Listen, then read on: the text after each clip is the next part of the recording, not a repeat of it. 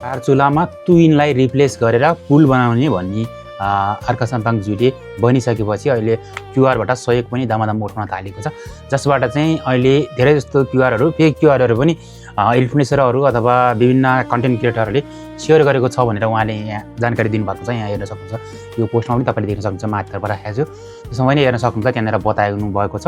र त्यस्तै गरी उहाँले सेयर गरेको क्युआरबाट मात्रै तपाईँहरू यदि पैसा दिँदै हुनुहुन्छ भने तपाईँले दिनु होला, किनभने बी केयरफुल। तपाईँले सहयोग गर्न चाहेको सहयोग सही ठाउँमा पुग्यो भने त राम्रो हो, यदि गलत व्यक्तिको हातमा पुग्यो भने त्यो तपाईँले सहयोग गरेको पैसा चाहिँ कता हराउँछ, त्यो टुङ्गा पनि हुँदैन।